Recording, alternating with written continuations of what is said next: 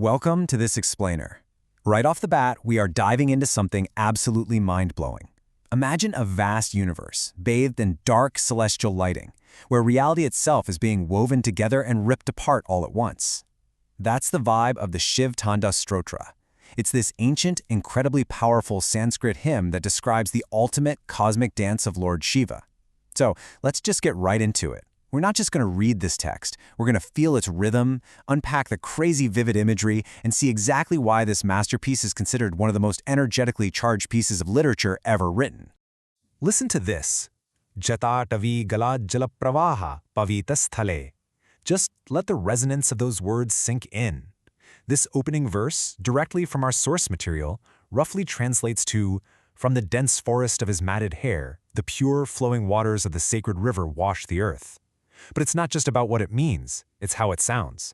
Right from syllable one, the author isn't just describing a scene, they are dropping a massive beat. The language itself is drumming, literally mimicking the heavy, relentless footfalls of a divine dancer stomping across the cosmos. And that leads us to a pretty profound question, brilliantly captured by the text we're unpacking today. What does it actually mean to dance the universe into existence? Because, let's be clear, this is not some delicate little waltz. The source material presents a universe that is volatile, raw, and just packed with unstoppable energy. These verses answer the question by showing us that creation and destruction aren't two different events. Actually, scratch that. They are exactly the same, continuous, sweeping motion. Okay, so we need to understand exactly what this dance is. It's called the Tandava, the fierce, super high-energy cosmic dance of Shiva. According to the text, this isn't just movement for the fun of it. The Tandava is, literally, the engine of reality. Every single spin, every stomp, and every beat drives the entire cycle of the universe's creation, its preservation, and ultimately its dissolution. It is high stakes, incredibly fast-paced, and unimaginably powerful. To really wrap our heads around this power, the stotra focuses heavily on the aura of the deity. Picture that dark celestial void again, illuminated only by this towering figure. The text talks about a dense forest of matted hair. But what's truly captivating is what's flowing through it. The sacred river Ganga, this raging, unstoppable torrent of divine water, is just caught and tamed right there in those locks. It's this stunning visual of immense, chaotic natural forces being effortlessly controlled by divine will. And then, the rhythm shifts. You can literally hear it. Dhmad. It's the sharp, unmistakable strike of the Damaru, the small, hourglass-shaped hand drum held by Shiva. Tamad! The deet hits again, faster now. The way these Sanskrit verses are constructed, they physically force you to speak faster, capturing the increasing intensity and those fast, rhythmic dance movements of the divine dancer spinning through space. Dhamadhamad, and then it peaks, dhamadhamad dhamadhamad maninada vaddamar vayam. The stotra is literally imitating the sound of Shiva's drum. The author is brilliantly using onomatopoeia, words that sound exactly like what they describe. So when you chant this, you aren't just reading a poem, you are playing the cosmic drum yourself.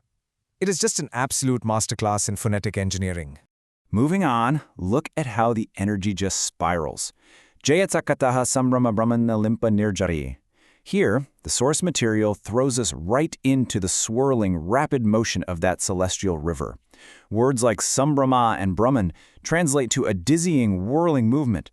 The verse itself acts as this dynamic focal point, swirling around the deity and perfectly capturing those untamed waters of the Ganga, thrashing like rolling waves atop his head. Now, what's incredibly interesting here is the concept of the jata, that magnificent matted hair.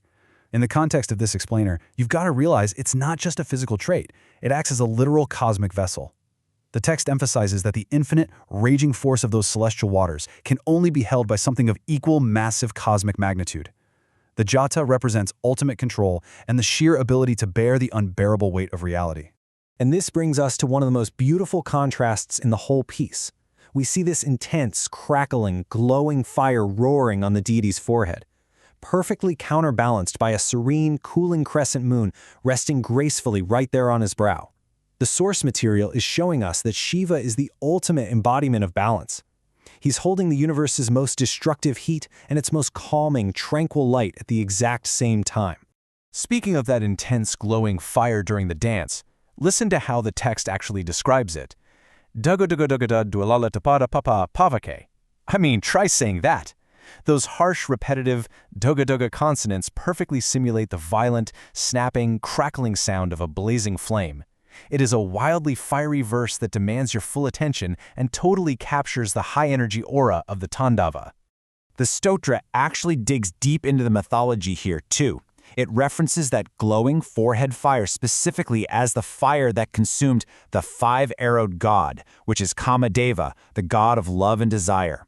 The story embedded here tells us that when absolute cosmic focus is interrupted by worldly desires, the fire of pure, unadulterated spiritual power just incinerates that distraction instantly. It's a massive metaphor for mental clarity and discipline. Adding to this fierce, untamed aesthetic, the verses vividly describe Bhujanga Tunda Malikam, a magnificent garland of exalted snakes hanging majestically from his neck. Again, imagine that dark, celestial lighting, and then you see these serpents. Normally, a snake is a symbol of fear, right? Mortality. But here, worn simply as a necklace by the dancer, it shows complete mastery over death and fear itself. But then, right in the middle of this chaos, the rhythm shifts. It becomes slightly softer, though definitely no less powerful. Dadadrandra Nandini Vilasa Bandhu Bandura. Here, the source material introduces the daughter of the mountain lord, goddess Parvati. Amidst the swirling rivers, the crackling fires, and the venomous serpents, this deep, resonant tenderness is woven seamlessly into the dance. The text explicitly highlights Shiva finding absolute, ever-present joy right alongside Parvati. It's a stunning balance in the source material. The fierce, terrifying cosmic dance of dissolution is perfectly paired with the ultimate joy of divine companionship. It reminds us that creation and destruction are, at their very core, driven by an underlying cosmic bliss. As the dance reaches its climax, the text paints this unbelievable picture of cosmic expansion. The verses describe glowing jewels embedded in the hoods of those great serpents. As the dancer spins, these jewels catch the light, literally throwing beams of radiance across the vast, dark voids of space, illuminating the very edges of the universe. It is just an unparalleled visual of divine energy expanding outward into infinity. As we look at the concluding verses of the source text, we see the phalashruti, the fruits of devotion. So what's the so what here for the person reciting this? The text promises that engaging with this grand cosmic rhythm grants liberation from a troubled or impure intellect. It offers constant spiritual elevation and instills an internal, unwavering devotion.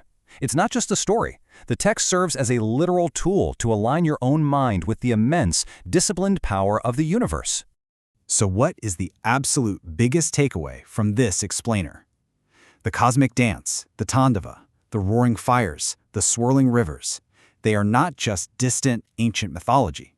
Through the rhythmic mastery of the Shiv Tandav Stotra, we are taught that this is the ultimate rhythm of existence. It is the pulse of atoms, it's the birth of stars, and it's the beating of our own hearts, all perfectly synchronized.